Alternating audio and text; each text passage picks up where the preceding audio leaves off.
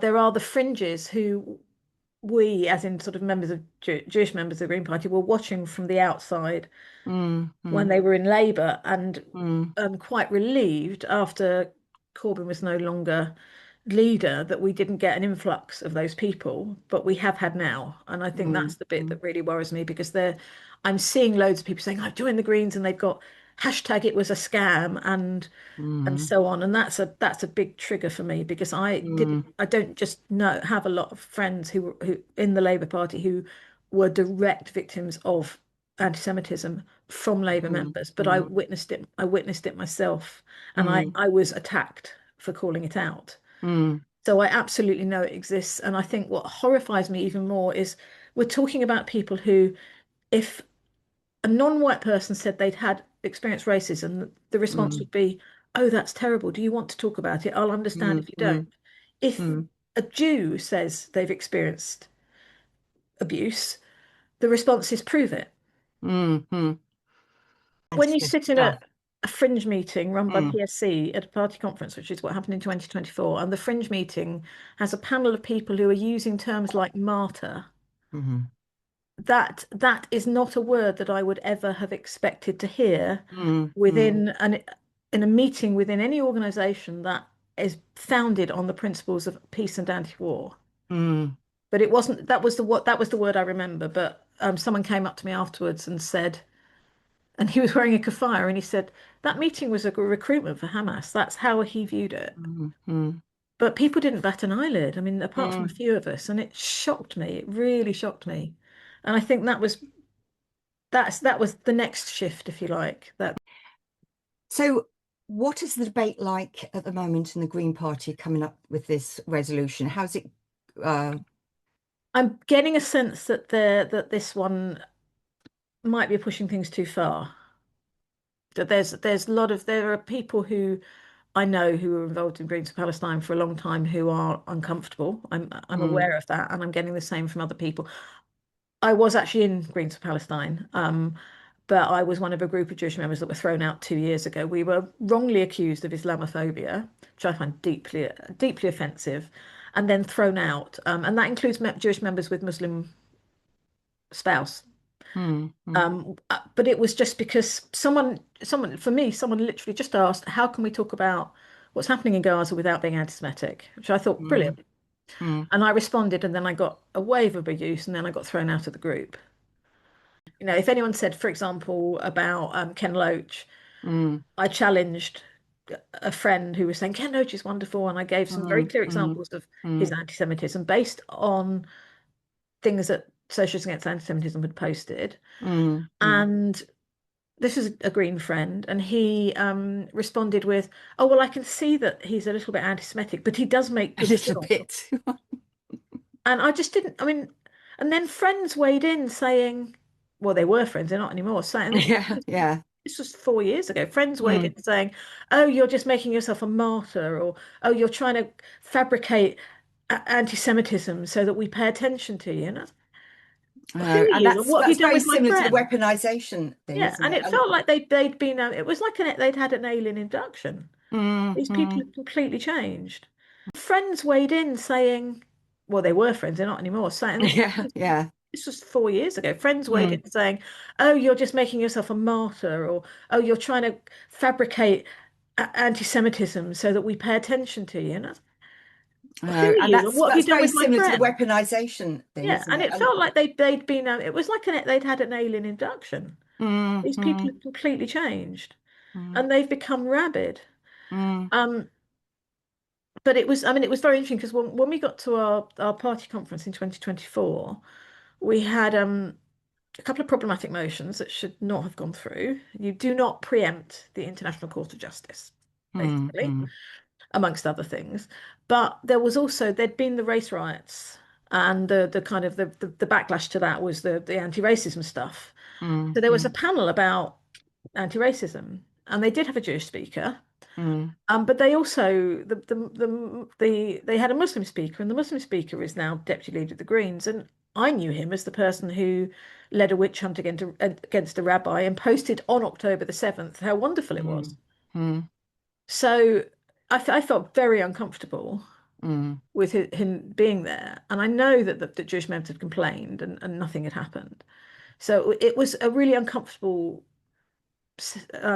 fringe meet panel. It was a panel debate in the main hall. mm, mm, I had my hand up for the entire time, and the chair kept on blocking me. And it was actually Caroline Lucas who said, Elise has had her hand up for 20 minutes. Can you take her next, please? We need to hear from at mm, least one Jewish speaker.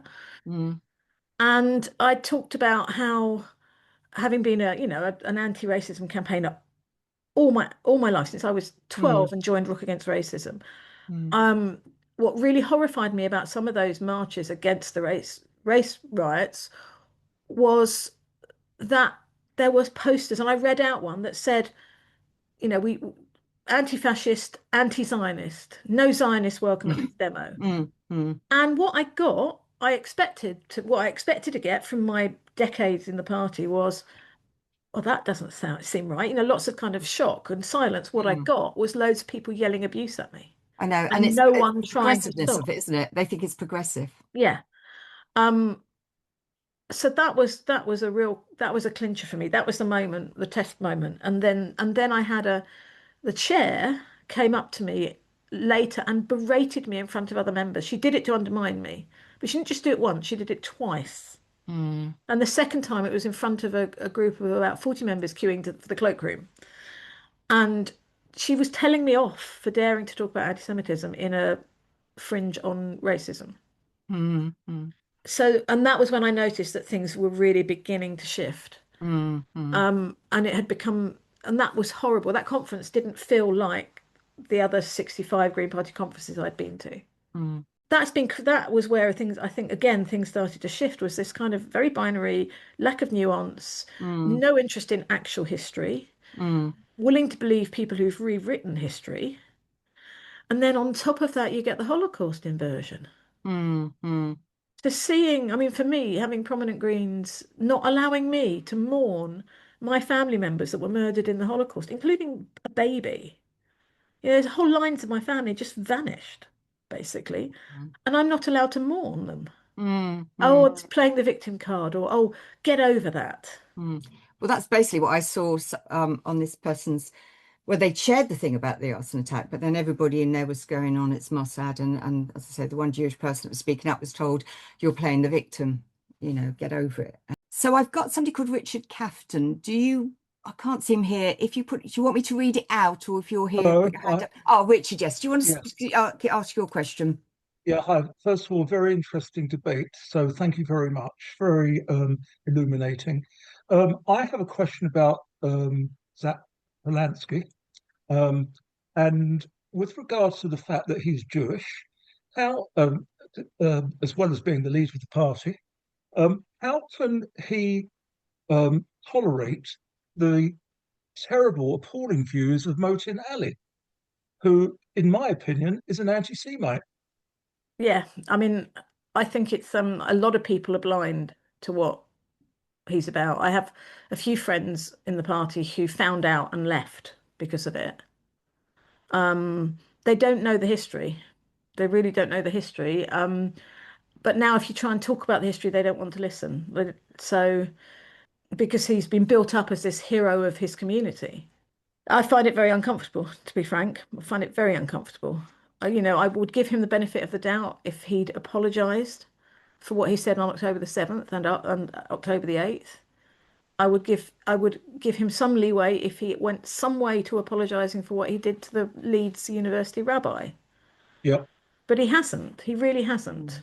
So, I mean, if I'm in the same room as him, I walk out now because that's all I can do. It's too much. It takes too much energy to try and challenge him Mm. now that he's reached this Is he point. is he attracting new members to the party who've got the same or similar views as him? I don't know if he is. He may well be, but it will be I presume, in areas I mean, Oxford is a very mixed, very diverse, very friendly, thankfully, community. So I don't see that kind of thing here. So Yeah, I'm not. I don't know. I don't know whether it's through him or it's through Zach being very populist, which is a great recruitment tool, but populism never really succeeds because it trips up at some point. yeah. Okay, But thank you. I do find it very uncomfortable.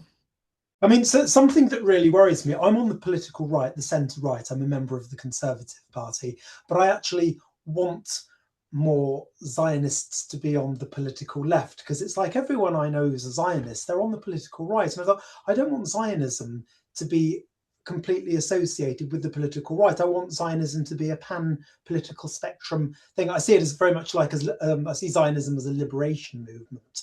I don't see it as colonization like a lot of people on the left seem to. But I just would like the whole political spectrum to be represented.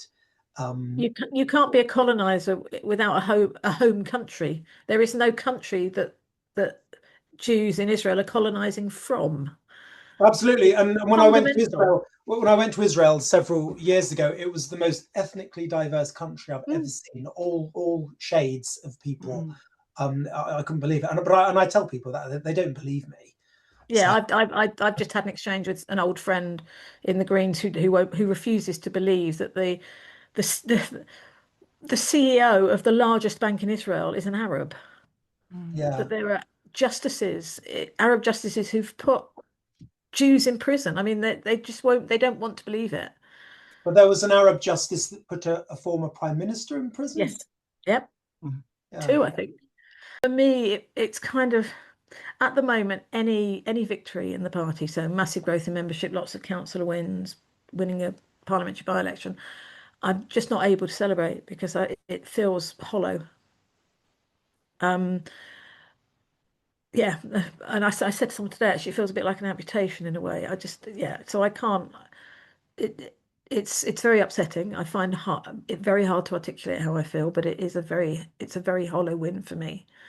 And it's sad because I know the person who won. I don't know her very well, but I know of her, and she was very good when she joined the party. But I was made aware through my anti-Semitism campaigning networks of a very problematic post that she made on Holocaust Memorial Day last year, where I think she retweeted she shared a post from Rachel Reeves, who was lighting a candle for Holocaust Memorial Day, and what she didn't just say her own thing about, remembering, we must never forget or anything like that. She just said, we have to stop selling arms to Israel.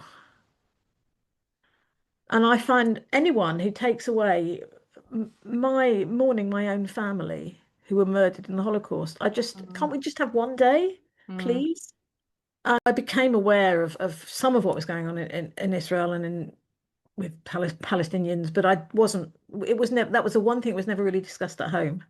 Mm. Um, so I've learned a lot in the last 10 years, really, about our heritage, about my identity. My DNA test helped. Mm. Um, and that got me more interested. So I'm involved. I'm very fortunate, I think, to be involved in Oxford with a group of people, including Jewish and Muslim Israelis, campaigning for peace. And we're working Mm. primarily through Standing Together. So I'm Mm. on a national committee for Standing Together, but also through We Democracy, who are campaigning to against what they call a theocracy, but they're on the left. They do not Mm. support Netanyahu. Put all that together, and I still cannot get people to accept me. Mm. Um, I was asked to speak at a Palestine rally 4.5 years ago to talk about how anti-Semitism doesn't help Palestinians. The Mm. young Muslim students who organised it were specific that that's what they wanted me to talk about. And I thought that was brilliant. Mm. Mm. That wouldn't happen now. None of Mm. that means I pass now. Mm. Mm. I intentionally had a photograph of me taken holding an anti-Netanyahu poster, and I'm still not accepted. None of it is good enough. I think because underneath it, it's not about Palestine, it's No. anti-Semitic. The lead proposer for this Zionism, Racism motion, she spoke on the platform at the Al Quds rally about the motion. Mm. Mm. The Al Quds rally has always been pro IRGC. Mm. Where's the outpouring of Mm. horror at what's happening to young Iranians? They're still being hung now. Mm. Well, there was a young woman, I think, just recently, an 18-year-old woman who was she's just been executed in Iran. And this is the whole thing about 710, wasn't it? That nothing was, there was no outcry about what was happening to the women being raped and murdered, and those pictures, and then people saying, where's the evidence? And I think it's staring you right in the face there. I mean, Hamas even filmed stuff. What more do you need? And feminist groups that, I count myself a feminist as well as left wing, the silence and then the denial, and or trying to put context, and it feels like their principles go when it's Jewish people. The anti-Semitism is there, and what I find really awful is that it's wrapped in a progressive flag. And then when there seems to be no proper political analysis in some ways. It's when Palestine's free, we're all free. What the hell are you talking about? They have no idea.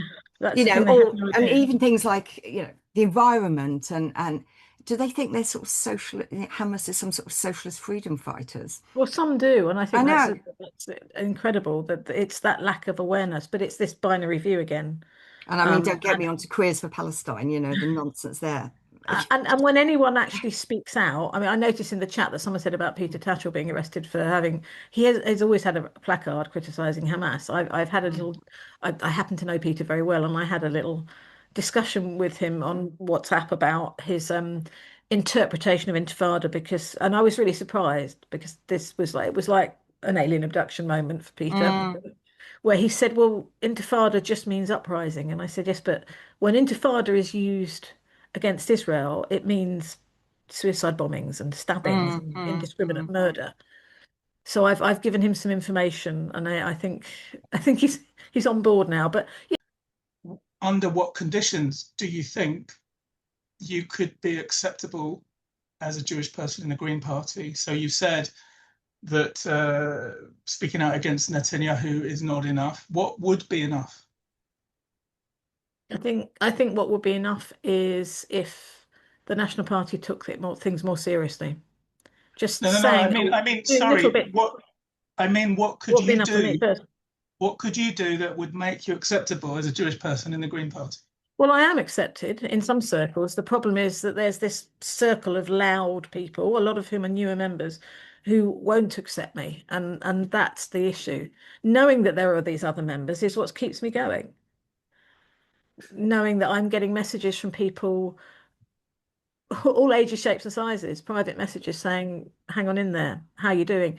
Knowing that in the newly formed Greens Against Anti-Semitism, we've got non-Jewish members. So and they're the people who've been around for a long time. And that's what keeps me going, is that hope that we can rescue the party and get it back to what it was. Especially knowing that the process to change the philosophical basis, the process to change policy isn't simple because it's member-led and it takes several conferences. So that all of that gives me hope. The Green Party elected a Jewish leader. How can you seriously believe that Jewish people are unwelcome in the Green Party? They're anti-Semites. So there's two responses to that. One, a lot of the people that make me feel unwelcome as a Jew and make other Jews feel unwelcome joined the party after he was elected as a leader. And two, there were a chunk of people who voted for him because they believed that he's anti-Zionist. I don't know that he is. I think he treads a line. I mean, he grew up in a very Zionist household. He has family in Israel. But that's why. And there was, I see the comment about Noam Chomsky. I mean, I just think, I feel like he's a traitor. But also, he's not an expert. He's a linguist. And people treat him as an expert.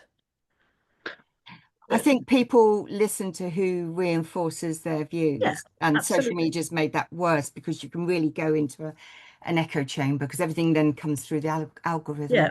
Oh, well, this Jew says, okay, but I can give you 20 that say the opposite. I mean, it's so tiring. Hello, Richard. Hi, Elise. Thank you very much. I've learned a lot by listening to this, but I don't think you'll be surprised to hear that I disagree with certain emphases quite strongly. I mean, as a member of the Labour Party who was disciplined for anti-Semitism with something like 60 other Jewish members of the Labour Party, we're very aware that anti-Semitism and the abuse of anti-Semitism allegations are very difficult to separate out. Now, I'm I hope, as committed as you are to rooting out anti-Semitism. I don't think you can actually root it out like all forms of racism. It has to be contained, it has to be curtailed, but one also has to look at the circumstances which allow it to fester. And what has struck me is how little has come up this evening about the notion of Israel as the Jewish state speaking for all Jews. And therefore, the elision that we are not supposed to make and that we oppose others making of Jews, all Jews with Zionism, is made constantly by the uncritical support of communal bodies for Israel and by the Israeli government. We are witnessing what I believe to be a genocide. Most genocide scholars claim it to be a genocide. You have to act to prevent genocide. That's what the Genocide Convention says. Richard, You don't, just a sec, you don't wait until the ICJ in 10 years' time has said it was actually a genocide. If you'd done that, you'd have been waiting to 1946 before you condemned what was happening to the Jews in Nazi Germany. Richard, Sure. the point of the seminar was to look at our experiences in the left and the anti-Semitism. I've appreciated that very much. Yeah, and I know you're talking about accusations around anti-Semitism, but I have seen, I'm not going to name names, you probably know some of the people and some of the ones who were in my ward, but, there were statements clearly that were anti-Semitic and people were still defending them. And another thing is, so there's somebody, I say I really don't want to get into naming names, but there's somebody who does like an online program and was very close to Jeremy Corbyn. I mean, I know about quite a lot of the people. I was around them. I know what they were like. So for my, I was part of, I was close to a lot of those people. I knew them, and I had a huge amount of doubts when I saw who was around him as well. But that this person did a lot of fundraising and everything, and since then they've not been in the Labour Party or anything. They did a calendar of heroes, right, and selling the calendar. And in one of those, apologies, I can't remember the name. Is it Dr. Alawadden, who's come up with things that are clearly anti-Semitic? There is no doubt about that. He wears a T-shirt that says "anti-Semitic and proud." But this calendar for this, I saw it at the end of the year. It was a calendar he was selling, and it had his heroes. And I looked at that and I thought, how can you, you are basically you've seen somebody as a hero who is clearly anti-Semitic. There's no, and what was happening, I found in Labour, is it went away from people where, could it have been a grey area? I don't know. It wasn't for me to judge, but people were defending it, to what was being defended was way over the line. There was no doubt about it. And this person was very close to Jeremy Corbyn, who does this sort of podcast thing. And he's become, the people he now has on his show are people like Chris Williamson and, and that doctor and, yeah, and that I agree calendar, with you. I agree with you. I agree there are really, problematic is an understatement, some of the people who appear on the Crispin Flintoff show to I didn't want to name names. So. No, I mean, it's absolutely true. And so as someone who's never been in the Labour Party, my feeling was that it didn't feel like the Labour Party handled it well. And enabled people to understand that the separation between where it, and I know there were people who weaponized it on both sides, but also the people who were actually genuinely anti-Semitic, and that actually sadly allowed the people who were generally anti-Semitic, a lot of them, to get away with it. I mean, initially, I think the thought was like, Jeremy Corbyn's badly advised. As I say, when I saw some of the people he appointed, I was like, oh God, that's not going to go well. But the people he had round him, so there was two very old friends of his who are Jewish socialist group who were really defending him. And then where I was councillor, 3 or 4 who were very quite high profile supporting him. And I think, that made it harder for myself and others to say that this is anti-Semitic, because they say, it's, oh, they're just trying to take him down, they're the right wing. And, you know, it all got muddled. But the more I was seeing it, I thought, you just hang on a minute. Now you're going further and further along. Like, at what point will you not defend this? Because it was, you know, and as I say, Crispin, as we now named him, having that person, you know, the people he has on his show. Well, he's just interviewed the woman who's leading the Zionism is Racism motion. Oh, I mean, and she actually said in the interview that that Zionist members will be hunted down. So, Richard, I wanted to respond to one bit, which was, I mean, first of all, I think there are, I've never heard Israel speak on my behalf particularly.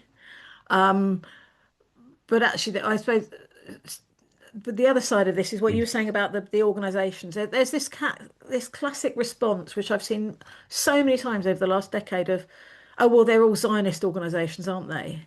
I mean, CST just deals with security and monitoring anti-Semitism. That's all they do. So I think anything labelled against them is wrong. And in fact, Dave Rich from CST ran anti-Semitism, the first ever anti-Semitism training at a political party conference in 2018, and it was at a Green conference, and there were over 100 people in the room, and he did talk about how to understand anti-Semitism, how to talk about anti-Semitism, how to not be anti-Semitic when supporting Palestinian rights.